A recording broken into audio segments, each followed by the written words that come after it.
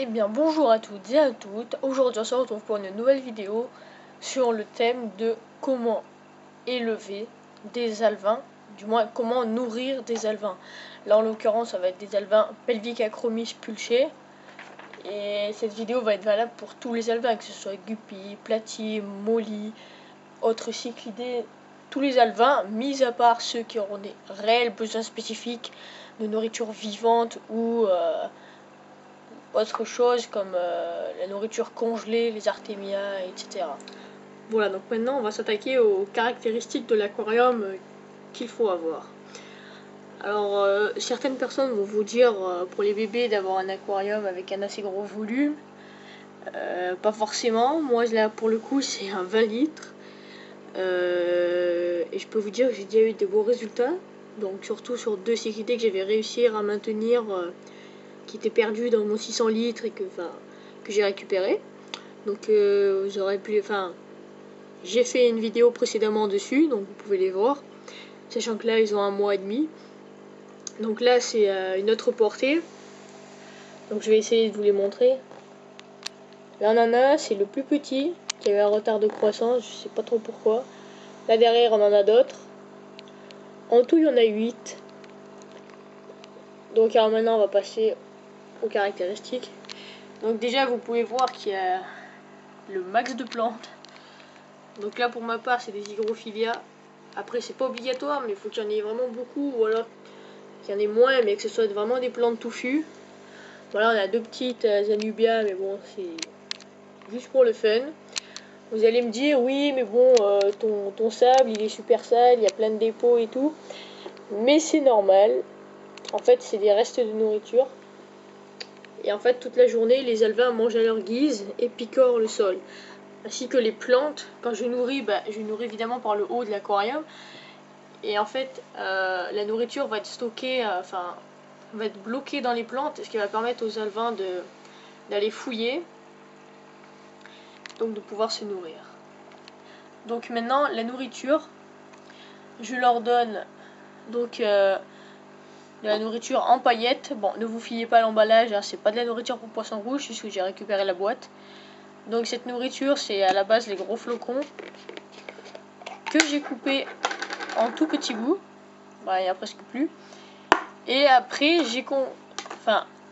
j'ai innové entre guillemets. Si vous avez, vous faites. Si vous avez pas, c'est pas grave, ça marche quand même. Vous avez dû voir que dans mon 600 litres, il y a des discus ainsi que des scalaires. Et pour les discus, il faut une nourriture assez particulière. Au minimum, il faut du tétradiscus. Après, si c'est mieux, la nourriture congelée. Et en fait, je me suis rendu compte que sur cette nouvelle portée comparée aux 2 autres que j'avais avant, je leur ai donné du tétradiscus concassé pour que ce soit plus facile à manger.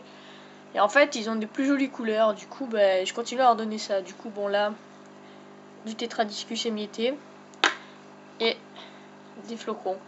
Donc on va leur en donner un tout petit peu.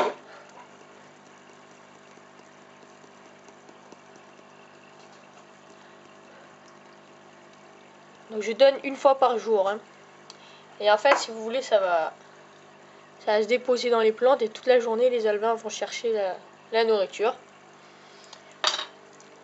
Et du coup, un aquarium comme ça, bien planté, en fait, il est totalement autonome. Les alevins, il n'y a rien besoin de faire. Ils peuvent être tout petits ou très gros. Bon, après, s'ils sont très gros, il faudra quand même changer le volume de l'aquarium. Mais ce que je veux dire, c'est que c'est pas compliqué du tout, en fait. Hein.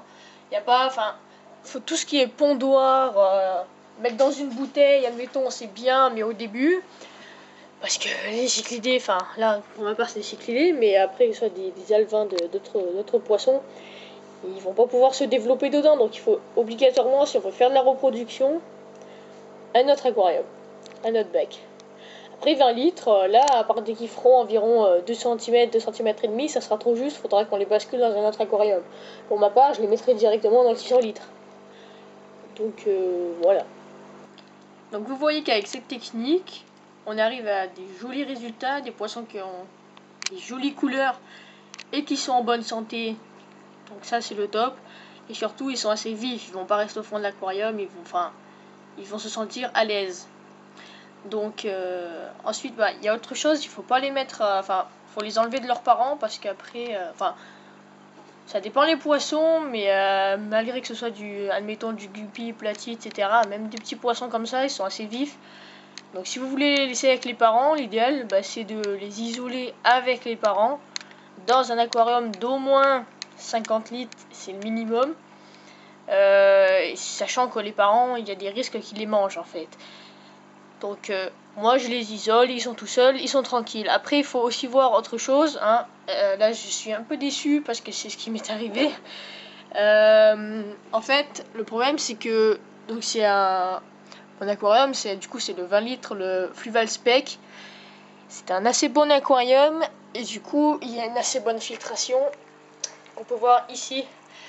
Et le problème c'est que du coup, je me rappelle plus, je crois qu'il fait au minimum, on peut régler la puissance, au minimum c'est 50 litres heure il me semble. Et le problème c'est que même en mettant au minimum, il y avait un courant assez fort on va dire.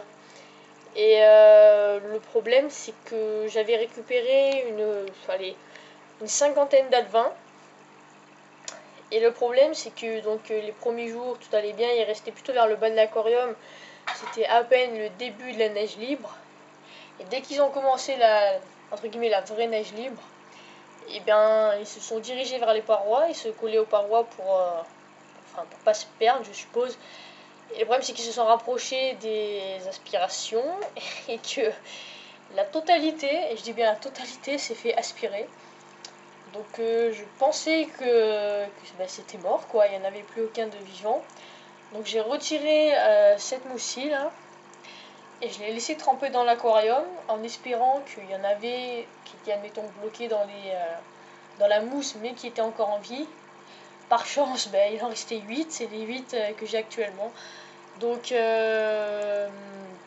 moi je préconise quand même du coup de boucher les entrées du filtre. Là on peut voir j'ai mis de la ouate, ça marche très très bien. Et en plus de ça, vu que c'est un peu plus épais, ça ralentit ça ralentit la filtration en fait. Elle est beaucoup moins puissante, donc moins de courant, donc ils préfèrent. Voilà, donc n'oubliez pas du coup que cette technique s'applique avec toutes les espèces d'alevins. Hein. Je le précise parce que c'est toujours mieux de le savoir. Du coup, c'est bientôt la fin de cette vidéo, donc j'espère qu'elle vous aura plu. Donc juste avant que cette vidéo se termine, je vais vous dire, donc là j'en ai 8. Ils sont à la vente. Donc si vous intéresse avec cette taille là, pourquoi pas. Après sinon je les vendrai un peu plus gros. Donc ils seront aux alentours de 3 à 4 euros pièce. Parce qu'à adultes ils sont assez chers quand même en animalerie. Suivant combien vous en prenez, je peux baisser. Il y a une personne qui sera privilégiée par contre, qui en aura des gratuits. Elle se reconnaîtra. Voilà. Donc c'est déjà la fin de cette vidéo les gens, on se retrouve pour une prochaine fois. Allez, ciao.